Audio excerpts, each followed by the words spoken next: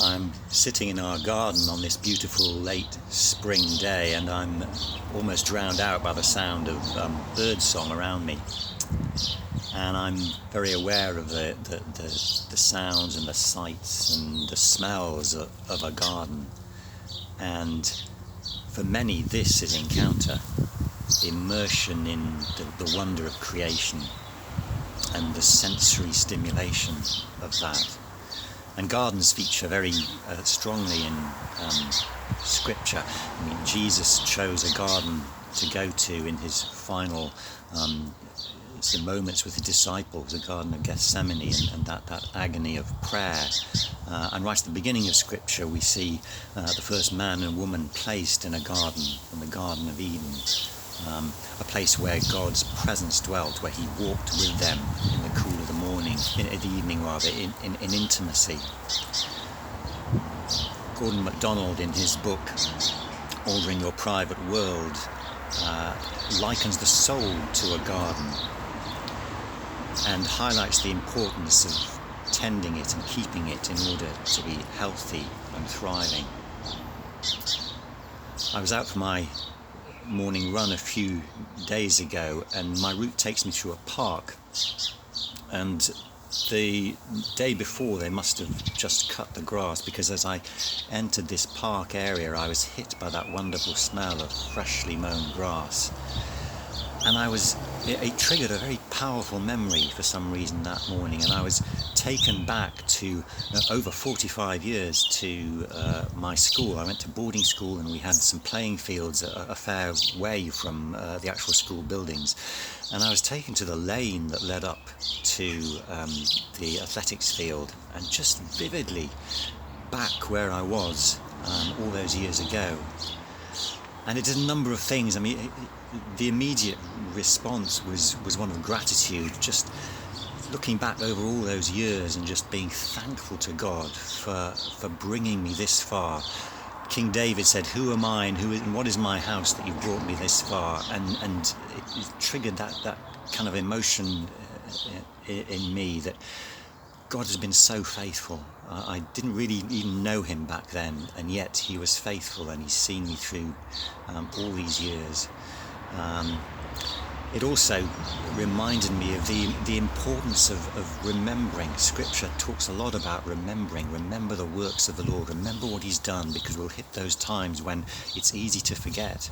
In my Old Testament readings recently, I've come across the story of the Israelites crossing the Jordan, and they take 12 stones and set them up as an altar when they get across, as a remembrance, a memorial to what God did for them. And Samuel, a little bit later on, erects a stone after the defeat of the Philistines and calls it the Ebenezer stone. Thus far the Lord has helped us.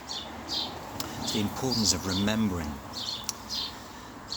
But the main thing it triggered, actually, and the research I've done over the few and pondering over the days since, was around the power of smell to trigger memory. And I just brought to mind the scriptures that talk about the spiritual aroma, the aroma of Christ. In the Old Testament, the sacrifices, the smell of burning flesh was a sweet aroma to God.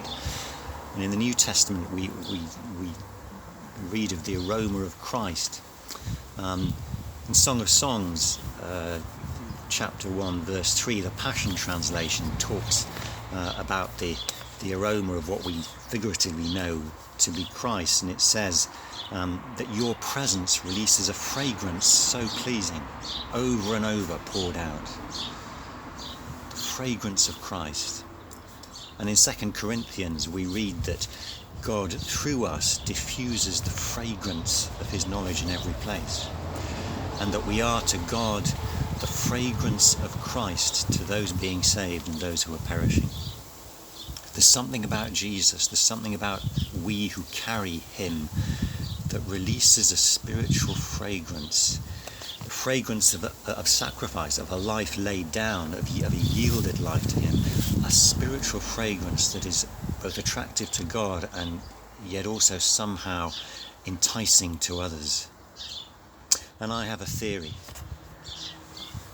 what if, deeply ingrained in our soul's DNA, if you like, there is a memory of Eden, the garden, with all its sights and sounds and smells, and the very presence and intimacy of God in it.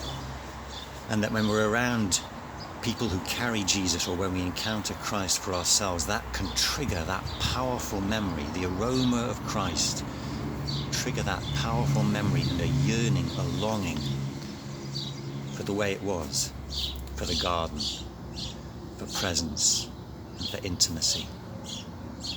That God-shaped hole in our soul, perhaps, that people talk about. Well, I can't prove it from Scripture. But interestingly, as I read, I came across a verse in Isaiah 26. Isaiah 26 verse 8 that says this: "The desire of our soul is for your name and for the remembrance of you." And the Hebrew word used there for remembrance is translated in one other place in the Bible as scent or aroma. How about that?